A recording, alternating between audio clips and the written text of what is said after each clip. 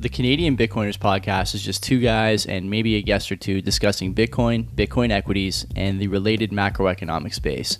It's not meant to be financial advice, so please, if you're doing any investing, after listening to our program, do your own research, do your own due diligence, and understand that any money you invest can be lost. The show is meant for entertainment purposes only, and we hope you enjoy the program. Friends and enemies, welcome to yet another edition of the Canadian Bitcoiners podcast, all part of the CBP Media Network. And today we'll be finishing off a home and home series. No, it's not going to be NHL 94. No, this is the High Hash Rate podcast. I have been on their show not too long ago. Check that out if you haven't already done so. And this time we're going to be inviting those two gents, Dan and Mike, over to talk about, well, Bitcoin and other related things. But for this show, you may notice we may start off a little bit tense, but we'll mellow out through the show. I'm not going to say why that's the case. And I encourage you, if you do have one, spark one up. This is the show we rely on you doing so because, you know what, it's the High Hash Rate boys coming on the show. But anyways, let's talk about the sponsors. I got a couple of sponsors I want to talk about. Number one, we have EasyDNS. And, well, if you want to buy a domain name, you could do so. Purchases, renewals, they got you covered. DNS hosting, got that too. Web hosting and email host. I'm going to talk to the High Hash Rate guys to see if they could switch over to EasyDNS because they have an unruggable, is that a word?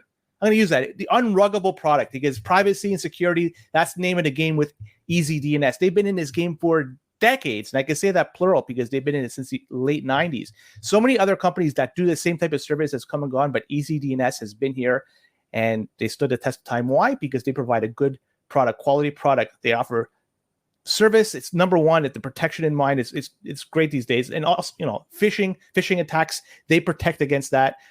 They offer so many protections. Domain sure, they enable that they're able to take down real time and if there's some sort of anomaly going on and just they could just nail these guys to the cross. So your website will remain up and running. So if you want to migrate your emails, you want to migrate your website over to them, they'll do that. They'll hold your hands through the process, make this a reality. They helped us at the Canadian Bitcoiners podcast, CanadianBitcoiners.com, have our own website. Thank you very much, EasyDNS, for doing that. These guys are reliable. There's no downtime. Check them out. And if you use our promo code CBP Media, you get 50% off your initial purchase.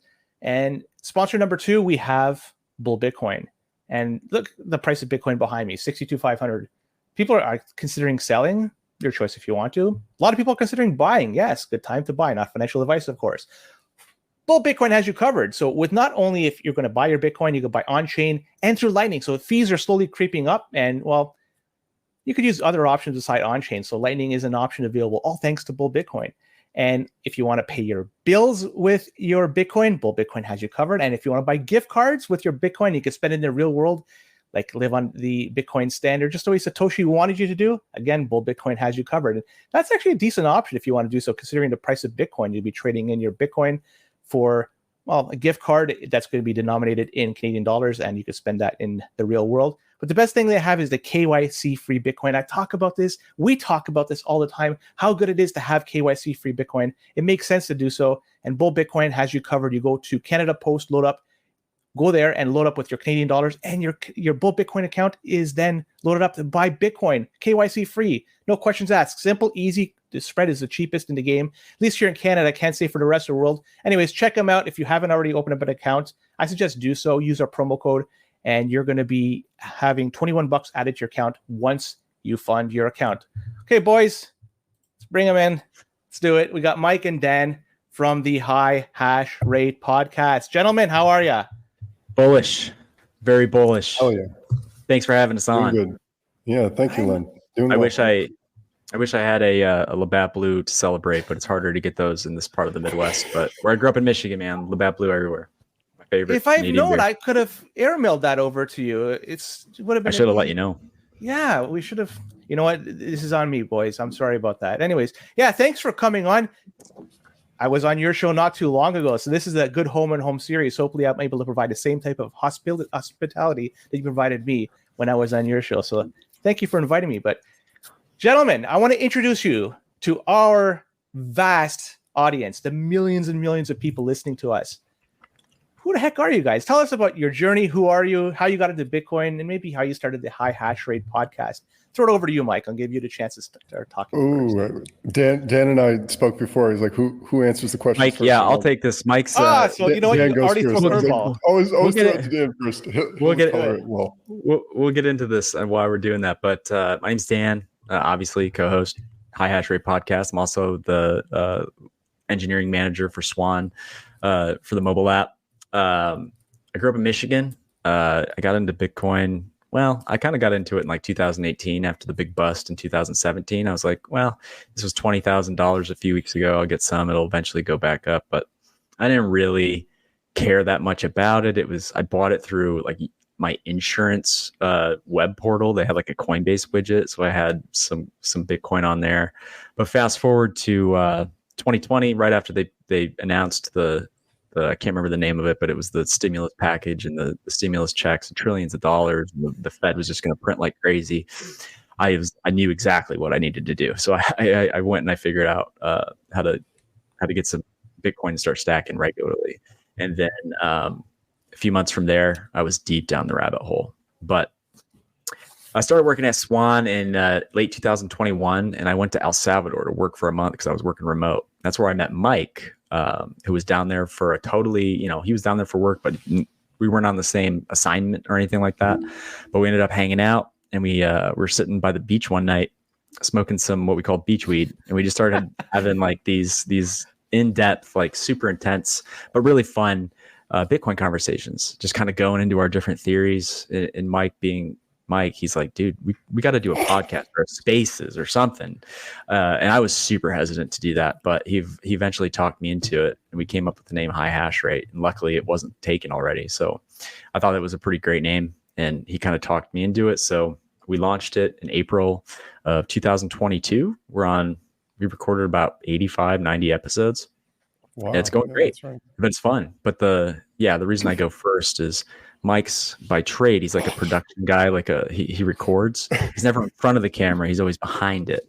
And he's a slick talker. He's a smart dude, super creative. But as soon as you hit action or you play and he's in front of the camera, he gets stage fright. And but he usually warms up. Oh, it's time to mellow out. You know what? We got some inside knowledge here saying that you had a lucrative rollerblading career that you retired from.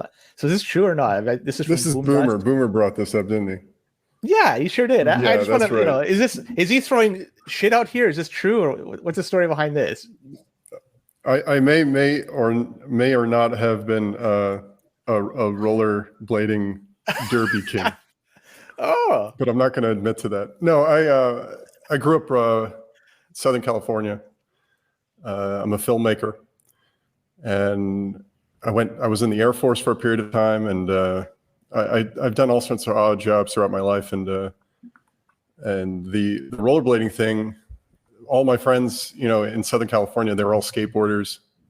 We all started rollerblading, and then skateboarding, came to fruition, and everyone started skateboarding, and then I got stuck with still rollerblading, and I sort of got made fun of to a degree that I had to stop. So that's my rollerblading story. But I did get quite good. I knew how to do backwards skating. So there you go. But I'd say that you missed a key component, Dan, of the El Salvador story. I think is when we were out there. I was there for a completely different reason, as Dan says. I was actually filming the first episode of Hard Money with Natalie Brunell, and we were trying to get this whole thing off the ground for Swan. And by the way, I'm the head of production at Swan, so that's where I fit in. So we were out there filming, and as Dan said, we met up, but there was a group of us, and all of us were sort of getting high and talking about Bitcoin, talking about greater life and everything like that. And I sort of reached out to the entire group, and I was like, who wants to start a podcast with me? Let's just do it. And Dan was the only one who was brave enough to just like roll with it. And until then, we just keep on riffing, we keep on talking, and even offline, we're sort of showing each other things and sharing memes with each other. And so it's been a very, very good 2 years for me in terms of the show, and enjoying it quite a bit. I'm Mike does all the work Way. for the show. Mike does all the work for the show, so I'm You enjoying it gotta a have a- lot. Well, no, that's not true. Dan does all the social for the show. He does all the memeing, all the background funniness. But that too is work. It's good that you fit together. Just like Joey and I, and I've said this many times, it's so heavy. Where my strengths end, and trust me, they end really early. His begin, and where his end, which they go on and on. Mine fill in the gap for him, so it works out well for us. It looks like for you two is the exact same. So we're just curious, when you guys were in El Salvador, was that after they adopted Bitcoin? I think it was September 2021. I could be. Yeah. So I was at the Miami Bitcoin conference when Bukele made like the announcement when Jack Mallers kind of like teed him up for it. And I think it actually went legal tender, like you said, in September 21. It was the day after Labor Day, I believe. Yeah. And the price, I think, dumped pretty soon after that. And then we had that run up again, right to the top in November. And then it was the bear market kind of started from there. But I went out for like a month in February. So it was February 2022. So it was a few months after the legal tender law. And I went back for a few weeks to Adopting Bitcoin conference later the end of 2022, like right after the FTX implosion and everything. So I haven't been there since then, but even in it was maybe 9 or 10 months between February and November of 2022, El Zante, like all the places I visited, you could see noticeable development, progress, growth. Like it is booming down there. And I haven't been since, but I looked at some prices just on hotels, restaurants and things like that in the area, see how they've changed, and they've tripled. So inflation is hitting the tourist areas there in terms of, as a product of demand and everything like that. But it seems to be going great. What's the vibe like over there since after they adopted Bitcoin? Because I'll be honest here, and it's a running joke that I don't leave the basement. So clearly I've never been to El Salvador, but I'm curious to know, how are the locals over there accepting it? And you have a different perspective than say somebody else that have. So I'd like to hear your thoughts on it.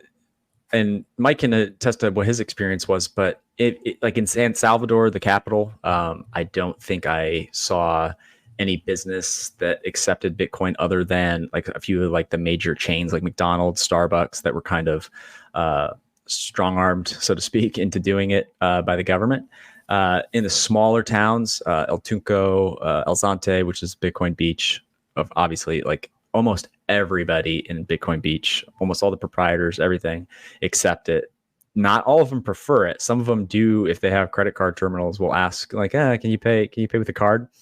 But some of the restaurants, little and other places there, they'll even have like discounts for your dinner or whatever on the weekends, or something special for people that pay with Bitcoin. But like I said, in 2022, outside of those areas you've heard about a lot, and like where Bitcoin Beach like began, I wouldn't say it's very highly adopted. Maybe that's changed, but yeah, I mean, definitely isn't.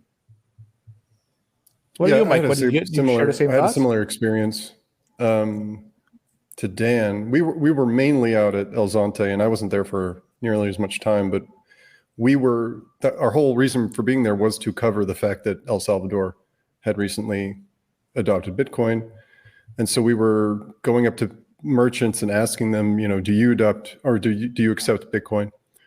And everyone in Bitcoin Beach, pretty much everyone in Bitcoin Beach was accepting it. One thing I did notice about that little caveat was that I couldn't gauge whether, I don't speak Spanish, so, but I couldn't gauge by what we were shooting that they really understood what they had adopted or what they were accepting.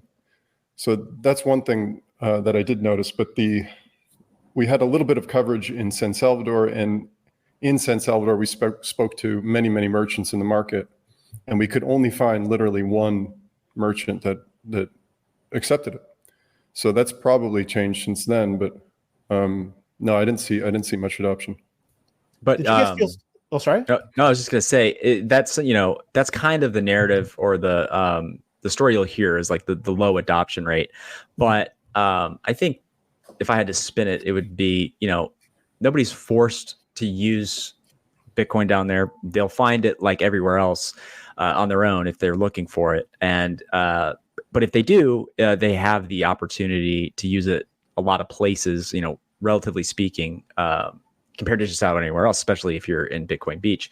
But like Mike said, I'm not quite sure that everybody totally understood what they had or what this tech or how it worked or how to properly use it. But one aspect that is also true is when you get outside the major cities, there's no access to banking. There's no bank that I saw in El Zonte. It's not, if you ever have been to El Zonte, you would know what I mean. Like there's no banks there. And I don't know where they'd even put one, but everybody there, even the people who are relatively quite poor, like they don't even have walls necessarily on the structure that they live under, but they all have smartphones. They all have data service. There's lots of Wi-Fi. I never had a problem with Wi-Fi down there.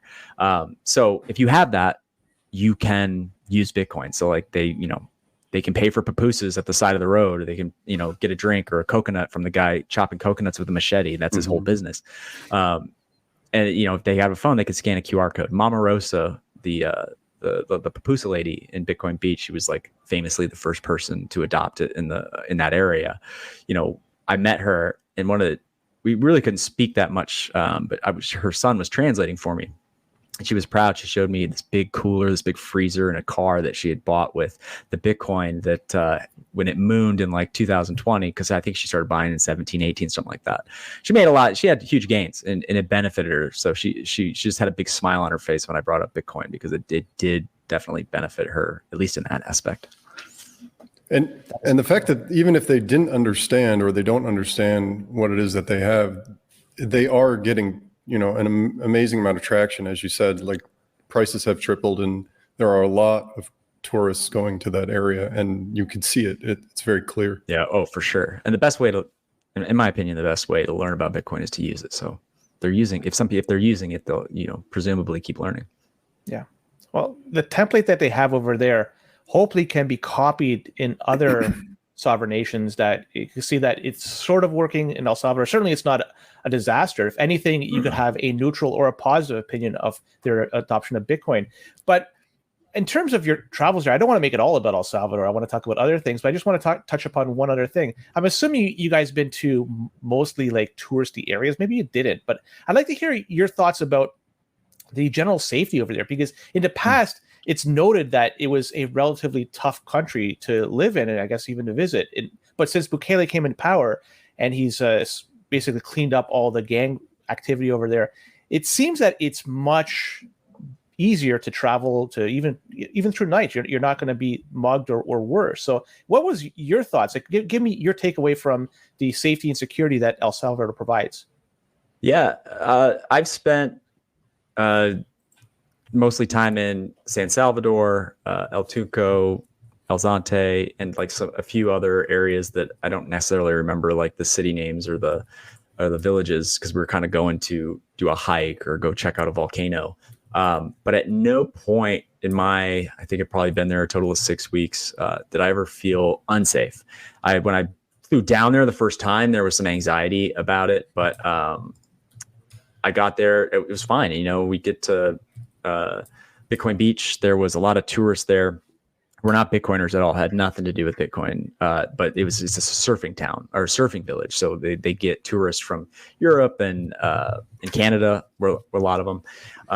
And there was just, a lot of girls in their early to mid 20s just walking around all day, alone, in bikinis. That there was they didn't sense a danger. There was no petty crime. There was no violent crime. And then were they locals or were they tourists? No, these were tourists. These were like European, Canadian, Australian surfers. And in the city, San Salvador is a relatively large city, the capital. So I'm sure there's parts of San Salvador, especially in 2022, that would have been a problem if I got lost. But in the areas I was at, again, I never sensed any danger. And I was on alert for it too. I was pretty paranoid the first time. For me, I had no idea that El Salvador had any kind of history of gang violence or, was known for this murder capital. I just kind of went there. I didn't even understand until later. But so I didn't, and I definitely didn't feel unsafe while I was there. I felt like I just been in another country. That I did a little bit of traveling in the Air Force, so I went to a few countries, and especially like something like Thailand, like it felt kind of in that nature. Just everyone moving all the time on the streets, just a lot of action and activity. There was a moment in the center square we went the last day, and one of the guides we were with said, "Don't go in that area because there's some possible mugging that will happen or some unsafe things." But that's the only moment I was like, "Oh, maybe I shouldn't be," because I was like shooting in an area I shouldn't have been shooting in. So filming, you mean? But yeah, exactly. I was sorry. I was filming. But your question makes me think of a contrast. Because I did a documentary. I was filming a documentary in Kenya, and during that time, I think it was I can't remember the Nairobi? name. Nairobi. It might have been Nairobi. Yeah. But we were into sort of the back areas of Nairobi, and at pretty much every moment, it's like we're driving just in a van, and you have to lock your doors, obviously, and roll up your windows because there's little kids and people just following your van at a very slow pace because you're in this one road traffic. And so tourists get jacked from all the time. And so they'd say, roll up your windows because they'll just like reach in and grab whatever they can. I guess in countries that have, poverty levels like that, that's a common practice. Now, one thing, I guess I want to transition to a different topic because a lot of people are excited today. What's happened in the past week or so, actually, I'll say, with respect to the price of Bitcoin. And I'm going to give you, like, just very briefly, my opinion. I'll be very, very brief at that. But I'm looking at this. It seems like it's a ho-hum experience for the most part. There's a lot of celebration, but we hit 60K and we're still probably above 60K. My block clock 61,600. Yeah. In terms of like the fanfare and all the hoopla that comes along with it, it seems like it's there, but it's just like another day, right? I want to hear your thoughts about this recent price jump. Like, is there any negatives you could take away from this, or any, like, was it all positives? I want to hear your thoughts about it.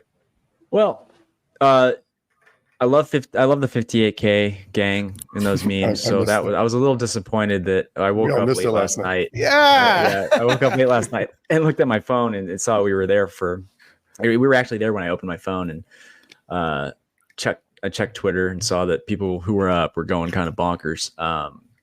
Unfortunately, we passed that pretty quickly. I'm sure we will spend some more time at 58K before it's all said and done. So if you're waiting for that, I wouldn't worry too much. NFA, by the way, NFA.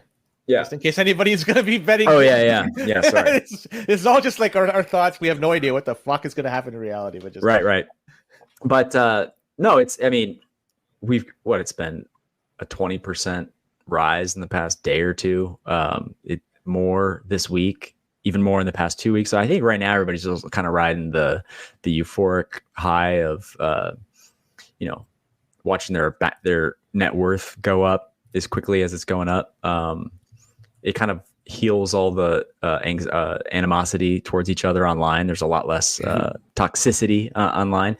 And so far, they're really, you don't hear almost anything about crypto shit coins like that activity has been pretty mute. I'm sure that is, coming, down the road, and we'll have to deal with that again. But I don't know. It seems like everything is rose, smells like roses right now.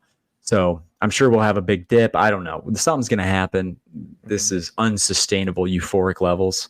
But maybe it'll keep going. I don't know. It's in terms of what is bad. I guess the only thing I can think of right now is that sats are not cheap. So stacking, I'm getting way fewer Bitcoin for each purchase. Yeah. I remember being in this place.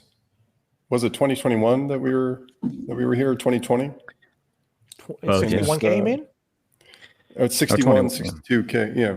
We did it twice in March 2021 and November 2021. So I remember just checking my phone constantly and just texting people and getting texts and I'm like, that's not going to stop. Like, oh my God, I can't, this is amazing. I'm so fucking rich. You know? And now that it's happened again, and you've been through that, because that really was my first bear cycle that I've ever really been through. You know, I got in at 2017, but I didn't understand what it was, and I was shitcoining until 2020. And so now you just don't care that much. I mean, you just see that it's really cool, but I understand the ho hum of it because a lot of us have been here already. A lot of us have felt this already. Yeah, and that's kind of where I'm at. Yeah. No, I think everybody's kind of expecting this. Like, why isn't retail aping in? Like, why isn't there more chatter about this? Well, first of all, we haven't passed the all-time high yet. I remember when because when I first started really buying and going down the rabbit hole in 2020, like it was still, you know, quite a bit under 10,000. And then we blew past 13,000, which had been this resistance level for a long time.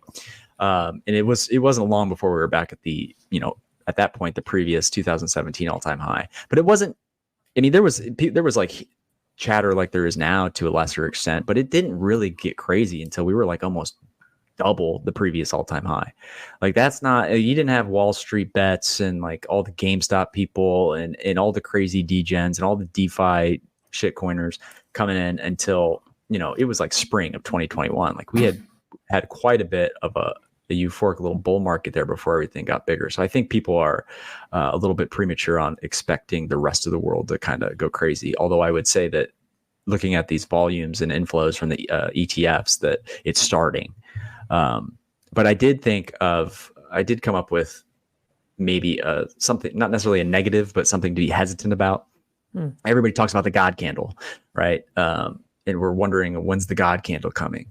It depends on how you define it, but we had one in 2021. It was the morning I remember waking up and Elon Musk had basically said Tesla's going to buy Bitcoin, and it went up. If it wasn't 10%, it was just a hair under 10%. We were in the 40s, and everybody was like just going crazy. But whoever or whatever is the catalyst for the God candle has a lot of power, right? And it wasn't 2 months later in May when a single tweet by Elon Musk saying like Tesla's not going to accept Bitcoin due to the environmental concerns, and Bitcoin just started dumping off of that. And then the Chinese, you know, miner ban came right after it. But whatever happens, whether it's these ETFs, and honestly, I'm willing to predict that whether it's a God candle or just like this secular bull trend that just rages for a while, it will be because of these ETFs. But it's a double-edged sword, or, you know, so what goes up if something happens in the markets and people just start putting billions, you know, the market aggregate puts billions of sell orders in, it'll drive it right down just as quick, potentially. So that's what I would say would be the thing to watch. And something I'm looking at, a negative with all this. I mean, I should have mentioned it too, but I forgot what happened with Coinbase today. And for people who aren't aware, Bitcoin was ripping. It got to around 63, 64, 64. Where the fuck it ended up at as the daily high. But then Coinbase, it went offline. They said that Fidelity crashed too. Fidelity as well. Okay, so the price dropped significantly quickly. It was a 4K drop in like 20 minutes. My numbers could be off, but it was around there. So I'm looking at that. Some people are posting on Twitter, X, whatever you're going to call it these days, that the volume that was being experienced by Coinbase, is it any different than the volume it experienced back? I remember in April of 2021, the volume was incredibly high. It seemed to be lower this time around than that. Yeah. Yeah. Well, I don't know this for sure, so I guess I should preface that this is somewhat speculation. But when you have these events where the volume starts to spike and it happens pretty rapidly, Coinbase doesn't have all of the server capacity and the load capacity like constantly running in the background. Like if they have like periods, especially like we just coming out of a bear market of really low volume, like they're horizontal scaling, as you would call it. They're going to scale that down. They're not going to have all this compute resource running. Because it gets expensive. So they can scale that up and there's a lot of like automated processes that'll scale that up in the background as necessary as the volume comes in. But I think I read a tweet, and I'm just kind of paraphrasing what I remember from earlier today, so don't quote me on this, but it's like, I think Brian Armstrong said something about they upped their potential capacity this week by like 10x, and it still wasn't enough. So they just weren't anticipating this surge. And if it happened really quickly, the server resources, probably AWS or something, just probably couldn't scale up to meet the demand in time. So it caused problems, I would guess. I wouldn't think that it's, or if this volume at this rate keeps increasing and it holds steady, I wouldn't expect that they would have these issues constantly going forward, but we'll find out. It just seems rather like strange. Sorry, Mike, you wanted to say something? No, I was just going to say delete Coinbase. There you go. Hashtag delete Coinbase. Agreed. Swan didn't go down, yeah. there you go. So a plug for Swan for their ability to weather this incredible volume. And yeah, I'm looking at that, and what happened with Coinbase. It just seems, at the very least, odd. And I'm not saying that there was any hanky panky going on behind the scenes, but just whatever happened, and we're all looking at Coinbase saying, "What the fuck did you do? What happened here?" But anyways, is it in your guys' eyes? I would imagine a lot of this is ETF driven. Do you agree? And if so, any negativity do you think that's surrounding that? Oh, I mean, I think we talked about this a little bit on our show with you. I mean, it's obviously great for a number go up, but this is, countless customers, billions of dollars of Bitcoin being purchased that is custodied by Coinbase via BlackRock, Fidelity, Bitwise, WisdomTree. It's not being custodied by Bitcoiners who holding their own keys. The further away you get from the base layer, the less you understand, the less you are sovereign. So, I mean, some people do not care about that. They don't care about the sovereignty. They care about number go up. They care about fiat gains. If they ask my opinion, I'll tell them that I think that they're misguided and they should consider the self-custody and that self-sovereignty a little bit more. But, it's up to them at the end of the day. So at some point they may come to realize the error of their ways and why they shouldn't have used the ETF. It won't be the same, but GBTC, before it converted, those people learned the hard way, and they're still feeling the effects of it now. So that's the negative. It's not self-custody, it's Wall Street custody. 100%. Yeah, I tend to agree 100% with that. I do think that the price sort of going up like a rocket is obviously a positive thing, and the ETFs being a big, part of that. So just to get people interested, or just to get people, looking at this and realizing that they need to educate themselves, I think that in and of itself is a positive thing. I mean, I hope that this thing is, for the next 100 years is going to be what people are going to be using. And so we all need to get on that train. And we all know that the downfalls of fiat, and that all the work we do is getting harder and harder to do the work and maintain a standard of living that you want. And so what's really, really great, and I've been thinking about a lot recently, is as long as this Bitcoin thing exists, it's like all you need to do is to be able to provide value to society. And no matter whenever you are born, whenever you grow up, as long as this thing exists, you'll be able to transact in a truthful and as long as you can afford transaction fees. That's a topic for, like, we could talk about that after, but yeah, you're right, Mike. I mean, yeah, I just think it's all positive. That's what I'd say. It's all positive. You're right, because one thing we're going to have to do individually as a society and even much more broadly is, if you can't provide value, if you fabricate it, it's not true. You have to provide true value in order to be paid for it. Something like Bitcoin, where it's hard money. You can't create it just like you can with US dollar, Canadian dollar, whatever, name your currency. So there is an actual value. There's work associated with mining it and work associated with actually being paid in it. And you're right. So it's going to encourage people to be more, not just productive, but to provide value to society as a whole. But Dan, you mentioned the thing that I also wanted to talk about, which is the fees. That's one thing that's going to happen. I think it was you, Mike, that was mentioning in a chat with us, is that the rewards moving forward after every halving gets reduced significantly, like at half. But multiply this by a few halvings, then the rewards are very, very low. And so what's going to drive the miners to get paid? Well, it has to be the transaction, the mining fees.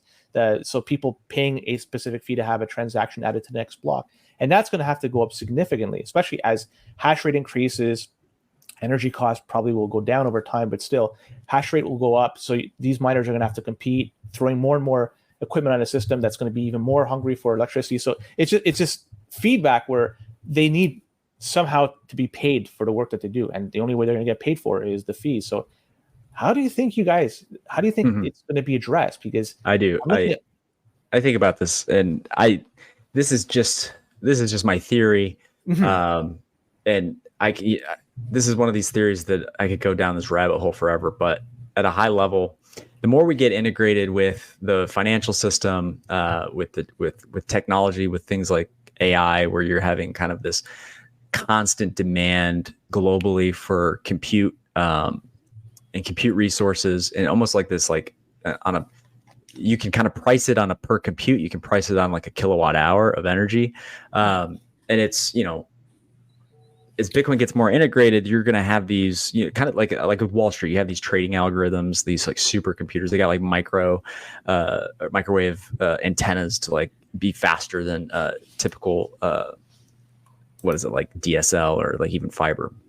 But with these AI, they'll be the ones actually transacting on chain. Like somebody will be providing compute for this giant LLM or some other data model or some sort of like deep learning. And it'll take a lot of time, a lot of energy. And if that person is on the other side of the planet and you are creating so much compute, it's so expensive for the miner, like not the Bitcoin miners, but like these AI miners, whatever you want to call them, with the GPUs, they're not going to, let somebody just have this huge bill and hope that they can bill them like a month later. And it's like, if they don't pay, it's like, well, how do I sue them? It's like not my jurisdiction. They're going to demand some sort of payment. And the only thing that I think is a lot of market participants are going to want is going to be Bitcoin. You can set up payment channels. You can just have this flow of compute and sats just going back and forth, like on this, like it'll be balanced, and it'll just be flowing. And like, you'll be trying to transact on chain from your laptop, verifying with your own node, with your Sparrow wallet, and you'll be competing with these, deep learning machines who are just like, they're managing their UTXOs so superbly, so they're so efficient with it. They're so efficient with how they broadcast a transaction, which blocks they're trying to get it in, like based on the fees, based on patterns. And you're just like, I just want to transact. I just want to send this, I want to consolidate my UTXOs. And these machines are like thinking, it's almost like chess. Like they're thinking days ahead, blocks ahead, where they're going to, like, what kind of wallet or spend script they're going to use. And you're just, it's going to be very hard to compete with that. So we're going to have to, I don't think it's going to be a problem. Basically, to sum up, I don't think it's going to be a problem with the miners getting paid. I think it's going to be a problem with humans being able to keep up with the efficiency of machines and actually getting to spend or to transact themselves on layer one. Well, that's a great point. I mean, does that mean that we'll even be able to do on-chain transactions in the future? Or, well, I mean, and if not, what does that even mean for the Lightning Network? It depends on demand. A lot of people have a multi-sig, like a P2SH multi-sig. I don't think people understand, like that's like 2 or 3, 4 times just at minimum transact one UTXO, the overhead, and then whatever your outputs are. That's like 3 or 4 more times more expensive than a SegWit address, a Taproot address. So if you have 10 UTXOs to consolidate at 500 sats per vbyte, 2 outputs, you're talking $500 to $1,000 at current prices in sats fees to make that transaction, just to consolidate your UTXOs for your multi-sig wallet. At what point are people going to have to really be thoughtful about the scripts, the address types, like how they're spending? I think we're getting it could happen this cycle where like people just don't realize, they open up their ledger, their Trezor, and they're like, oh shit, like this is too, like, I can't spend this. I can't consolidate. Like, what am I going to do? And I don't think there's enough discussion about that yet. There is discussion about being annoyed with fees, and they're annoyed with ordinals. And don't get me wrong, I have nothing like, I have no praise to put on ordinals, but it's kind of a distraction, really. Like, something is going to be to make on-chain transactions very expensive in the future, whether it's ordinals or AI or just machines in general. We have to be ready for it. Well, that seems like there's going to be something in the market that has to address that in terms of offering, wallets, if you have Bitcoin, wallets, and you can't spend it. I mean, there's got to be something that's going to come up that will. I got ideas, man. Give us a fee and yeah, we'll consolidate your UTXOs for you. Exactly. What we'll do is you'll have to make trade-offs. You'll have to like share either with a service, or maybe they'll have an open source decentralized system or something that will analyze your UTXOs based on some settings that you put in. Say, like, if you don't care about privacy, you can consolidate down to 1 UTXO. If you want to have it split out between X amount of UTXOs at a minimum amount of Bitcoin per UTXO, go into new addresses, going through mixers, whatever, it'll be very customizable. And then this thing will monitor the network. And when fees are at a certain point, a low point, or like some limit that you set, like if they're under 100 sats per vbyte, then it will generate this transaction for you, and you'll just get an alert on your phone, whatever. You'll go in, you'll sign it, boom, broadcast. And I think that's a start, but I don't know if that'll even be enough. Something that's happened through all this, and you touched upon ordinals, and I don't want to talk about them too much, but the one positive we could take about the creation of this pathetic thing that they've done is that it's given us time to reflect on what happens when there's going to be a high fee environment. And we've experienced a relatively high fee environment in comparison to previous years. I think this is still high, but not as high as in I think 2017 was the highest we've ever experienced. But anyways, we have to now figure out a way to scale Bitcoin a little bit more. And I'm wondering then, the ETFs too. I think in this respect, I'm not a fan of ETFs, but in one way, I think it's kind of helping the on-chain deal with congestion, because now you're taking that off chain and it's dealing, and it's not the best of ways to do it. There's obviously some trade-offs, but so what I'm trying to get at is, what sort of scalable solutions do you see? I mean, I'm looking at Lightning, for instance. It's good, but there are limitations within it. I mean, channel factories may get around that, but still, then there's inherent trust that comes along with it. People look at other things like, I dare say, I don't like talking about it much, but Liquid. But like, in terms of scalable solutions, what do you think is going to be coming out that's going to help just ease the stress of on-chain fees? Yeah, I've been open about this. At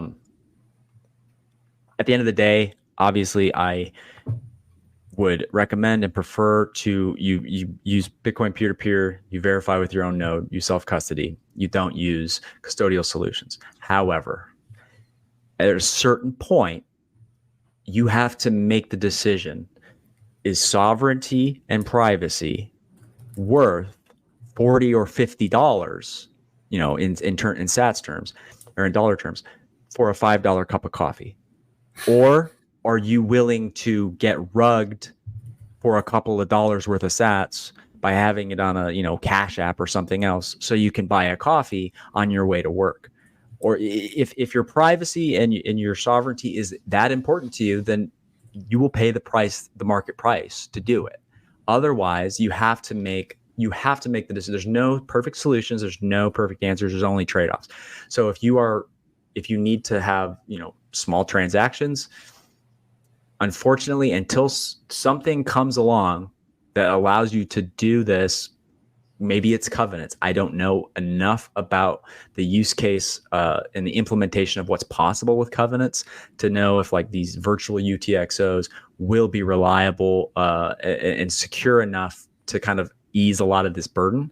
But I mean, you've got eCash, these Chaumian mints, you've got custodial Lightning, you've got a lot Liquid, all of these other. You'll have to look at the options available to you and decide like what is more important to you: your sats, your privacy, your sovereignty, or ultimately the cheapest thing will probably, at least in the near future, will be to just use fiat. If you don't want to use fiat, you can get incrementally better until you get to sovereign on-chain peer-to-peer use. But everything that's a spectrum. Sovereign use, using your credit card, using fiat, you got to find something in the middle that works for you until, or unless fees are low, and then you can do whatever you want when fees are low. But that's a luxury situation. We don't necessarily have that to look forward to forever. I can't really speak too much to, what is coming up. I'm not, super techie in that regard, but I will say that I have used Lightning, and it is super convenient and super cool. And I guess that would be the solution that I would think about. But other than that, all the things that you're bringing up, like there's going to be the solution. The solution is ultimately always up to you. It's you. You're responsible for solving your own problems at the end of the day. So obviously, Cash App or Wallet of Satoshi or whatever these custodial Lightning wallets are probably in Liquid, right? They're like the least optimal ways to use, share the load in terms of paying for these on-chain settlements. With these, Fedi mints, and we talked about Bitcoin Beach, right? Like the Galoy, the Bitcoin Beach wallet, now called Blink. It is custodial, but it is custodial in the sense that the keys, it's almost like a small little federation of people in that community. You can have these like Fedimints or like these little Lightning solutions with people at your church, at your trade labor union, at your Brazilian Jiu-Jitsu gym, a small community of people that you don't necessarily trust 100%. You shouldn't trust anybody 100%, but you understand them, their incentives, and you have this like reliance on each other. So you can limit the risk, limit the ruggability by building local community solutions, circular economies. Like people are going to have to start, I think, thinking that way and kind of like enabling and empowering their families, their communities with Bitcoin technology to share the load, to share the UTXOs, unless or until we have a better solution than that. Dan, are you orange pilling dudes that you're rolling with during your Brazilian Jiu-Jitsu classes? Like while you're rolling with? Yeah, when you're clenched into There's a few people that are open to it. I would, in the Midwest, I don't know if this is how this is everywhere, but in the Midwest, the kind of people that go to jiu-jitsu gyms, they are in their Dave Ramsey era, to put it in Taylor Swift terms, right? Like these guys they're there because they're getting healthy, they're getting fit, they're learning a martial art, and they're getting their finances in order. They're always talking about Dave Ramsey, and sometimes I have to remember, like, I'm not on Twitter anymore. I'm like around regular people who I have to see face to face, and who some of them can kick my ass. So I don't want to like clown on them too hard, but yeah, they love Dave Ramsey. I just wanted to just transition really quick because, geez, we're already at this for 50 minutes. I just wanted to pick your brain quickly about what happened recently is the Department of Energy, I forget which subsection of that department, they were asking miners to voluntarily disclose information related to the amount of energy that they use. Voluntold, yeah. In one case, it was voluntold. I want to hear your thoughts about this, because you're closer than it is than I am. Again, I'm a Canadian in the basement here, just outside of Toronto. So my perspective is a little bit different, and maybe your perspective, because at least you guys live in it. So this is your jurisdiction. The people that you voted for, or maybe you voted for, are doing this. I want to hear your thoughts about it. So I've been following it relatively closely. I didn't read like the literal injunction or whatever that came out, but it sounds, from what I understand, Riot sued that basically this was unconstitutional, like they were being harassed by the federal government. And so it was like I don't even think a judge stopped it. I think the Department of Energy was like, all right, never mind. Like we'll settle this later. You don't have to send us your energy requirements. But so hopefully Riot wins that one just by standing up to the bully and saying, screw off. And they're like, all right, we'll screw off. But unlikely in the long term. So I think that, obviously nobody wants this type of thing to happen where like the government is coming in, tell us exactly how much energy and electricity you're using. I think ultimately that will become like transparent, common knowledge, kind of like we've got the blockchain. I think they'll be able to start to figure out how much energy people are using. But for the time being, it's just the federal government harassing and doing what they do. However, to put it in context, it is 2024. It's an election year. So Democrats, politicians, whoever, like they've got their incentives. They're trying to get headlines. They're trying to impress certain voter demographics. There's going to be a lot of this. There's going to, especially as Bitcoin starts to rip, there's going to be politicians that are going to come out, and we've already seen this, right? Like it's free publicity. They're going to get free marketing. They're going to be rah pro Bitcoin. That's just as big of a trap, I think, as the politicians who are anti-Bitcoin. So it's like just blindly following these politicians who are pro Bitcoin. And then you're going to have politicians who are, we need to regulate it. We need to shut it down. We need to ban it. We need to stop the miners. This is not good for climate, yada, yada, yada. It's just going to be this big narrative battle. But I think ultimately, at least in the short term, it's not a big threat. It's just something they're playing their hand. They don't have as much authority or follow through as they might like to seem. And by making these big requests, making these really stupid demands, you can do that in a lot of industries, and most people don't pay attention to it. But you do it in Bitcoin, and like within 5 minutes, all of social media is lit up. They're getting tons of calls. They're getting tons of letters. They got Dennis Porter knocking on their door. Shout out to Dennis Porter. It's the worst. But you don't want Dennis Porter knocking on your door. It's all a charade. But every time they show themselves, they get.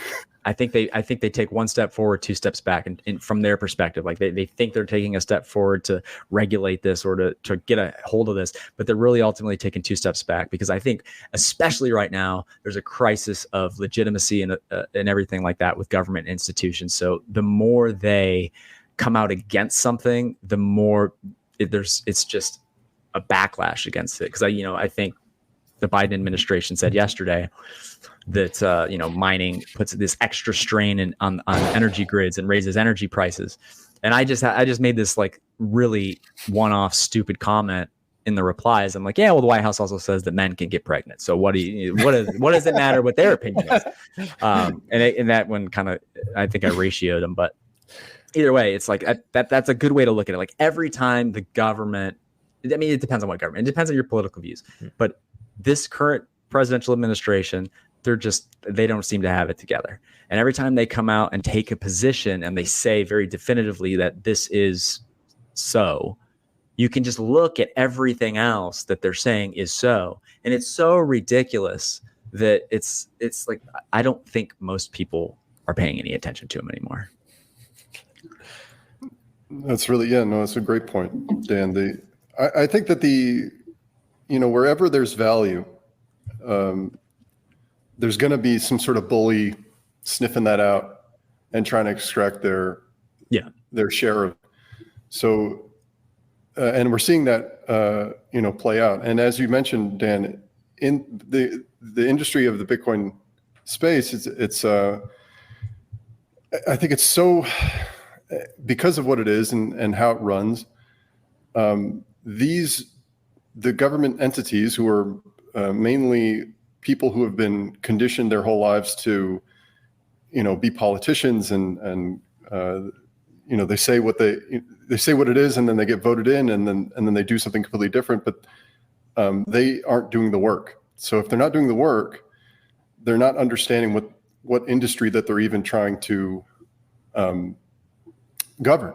They don't even understand how they're trying to lock it down. So because they are this ancient way of thinking, or this like old school way of thinking, I think you're just seeing like all of these new AI technologies and Bitcoin, all this stuff is just going to surpass them in a way that they won't even be able to. They won't be able to keep up. And right. And I think that it's just going to bring in a new revolution of thinkers, and a new revolution of government, and a new revolution of thought leaders. Yeah. And you mentioned this before on our high hash rate, that the dollar itself is a very important symbol, and it's a symbol of the value and strength of the U.S. government. And every time they print a new one, they debase the strength and legitimacy of each one that came before it. And they just doing it at such a rapid pace. You see it now, like the politicians that are backing, Nikki Haley against Trump. Whether you like Nikki or you like Trump, it doesn't matter. The point is that they're spending millions and millions and millions and millions of dollars to back her campaign, and she's not getting the votes. So, like, it's the cost of political influence is the inflation in that is high. It's a good thing it's not in the CPI, because that would probably drive the CPI through the roof, right? Like, you look at the cities, American cities, and the crime and the issues, and like there's issues with the border, and all it's doing is demonstrating to everybody that the U.S. government and these institutions don't have the control, the grip, the authority that we all kind of thought they did, that we all kind of assumed they did. And it's like, if all of these things can keep happening, where all this criminal activity, all this just insanity, and nobody is held accountable, nobody goes to jail, nobody gets arrested, everybody just kind of skates free. Well, everybody's going to be like, well, why am I going to follow this law or this law in my life? Like, nobody else is having to follow the law. Nobody else is being held accountable for anything. The military, the police, like, they don't seem to care. And if they did, they don't seem to be able to stop it. So, and this is also happening overseas. Like, we're at war with Russia through Ukraine. And then we've got the Houthis, and we've got like these dudes wearing chancletas or whatever, or like, flip-flops. And they've got $5,000 rocket launchers, and they've shut down one of the most important trade routes in the world. And we can't do anything about it. If we can't do anything about the Houthis, we can't do anything about like pickpockets in New York City. Like, what? And people really think they're going to stop Bitcoin. Like, come on. What do you see that makes you think they're going to stop Bitcoin? These guys cannot stop dudes in sandals with like 30-year-old or like homemade rocket launchers. They're like taking out the U.S. Navy with rocket launchers from like a mile away. I don't know, man. Like, the government's not going to stop Bitcoin. They wouldn't know where to start. Well said. It's too big. It's too distributed. There's too many thoughts inside of it. If Bitcoin was as big and as strong as it was in 2011, I don't think they could stop it. It shows you something. Back then, it was just a fraction of what it is right now. I got some rapid fire questions. It's probably going to take 5-10 minutes, but I know, Mike, you're under the clock. Do you want to stick around for that, or you want it to bail for this segment? It's up to you. No, all good. All right, so I'm going to just throw you guys some rapid fire questions, and I want to hear your answers. You guys are both not your keys, not your coin guys, right? For sure. So what would you rather hold then? A Bitcoin ETF for 10 years, or one of those moronic JPEGs for a year and hope to sell it? Oh, man. I mean, how many sats is back in this JPEG? The same amount that you would put it in the ETF. So the same amount of value you're putting in one versus the other. What would you rather hold? The ETF? But it's a Bitcoin that I self custody. It's just an ordinal. Yeah, it's an ordinal. I still want the Bitcoin. How about you, Mike? I know fundamentals is going to give me flack for this. I know it if he hears this. But I'll probably go with the ETF just because that's something I understand. I don't even understand ordinals, to be honest. I've been explained this a million times, and I still don't understand what the hell that thing is. So I'll probably go with the ETF, unfortunately. Fair enough. Who's the GOAT? Bubbles, Julian, or Ricky? I got to go with Ricky. Ricky, nothing gets the guy. I mean, there's 2 episodes where he was like a little bit down on his luck and he was kind of losing his mind. But I mean, the guy can be happy in jail. He can be. I wish I could orange pill Sunnyvale Trailer Park, but I got to pick Ricky. This is a Sunny in Philadelphia reference? No, this is Trailer Park Boys. Mike doesn't watch Trailer Park Boys. Okay, I don't watch either one of those shows, so I wouldn't know. I'm going to go with Ricky. That seems like a good answer. Who would you rather see retire first? Joe Biden or Elizabeth Warren? Joe Biden. Joe Biden has more authority. Liz Warren is a little bit more of a blowhard, but I think she's only gotten like 1 bill ever passed, so she's not that big of a deal. I take the opposite stance on this because I'm just enjoying thoroughly watching Joe Biden and all of his antics. You know, I just want to keep on seeing how much ice cream this dude will eat. Would you prefer a quiet citadel in the woods or one on a beachfront property? I'll do the beachfront. I don't mind. Beachfront. I don't mind. Yeah, I don't mind civilization. I like people. Beachfront for sure. Have you guys ever been so baked that you could not record a high hash rate podcast? We've been so big that we shouldn't have recorded a high hash rate podcast, but we've always done it. The people want to hear their episodes once a week. We give it to them no matter what. Oh yes. I think I had to duck out of a couple of them just because there was one. There was one it was another Canadian. It was Plate Licking Pleb. I know him. I thought I took 10 milligrams. I took 100, and it started kicking in the show. And I'm just like, whoa. We made it through it though. It was a great conversation. I love Plate Licking Pleb. Okay, good for you. Favorite podcast not named a CBP or high hash rate?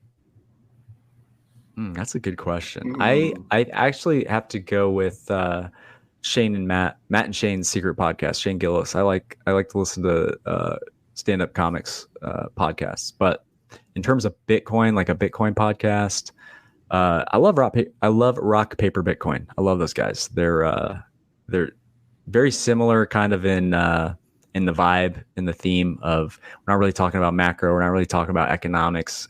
We touch on some technical stuff, but it's really more of a cultural type of conversation. Yeah, that's a good question.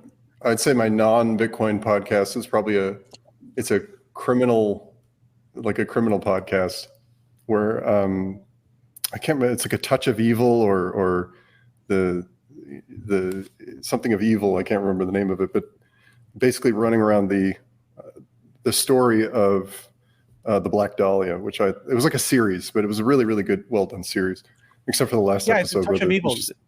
Touch of Evil. The name of it. Yeah.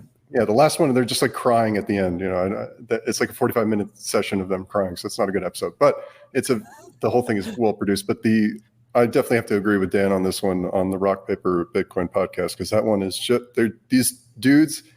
I mean, we love talking to them, and they always bring up really, really interesting stuff that I haven't even thought about before.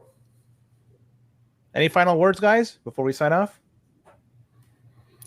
Yeah, stack sats, don't sell. And the next 18 months, we may go, listen, again, not financial advice, but I mean, I don't know, maybe we'll go to 100K, maybe we won't make it past 70, maybe we'll make it to 300K. But either way, if we make it to 300K, along the way, there's probably going to be 3 or 4 like massive dips. So just, if this is your first cycle, don't freak out.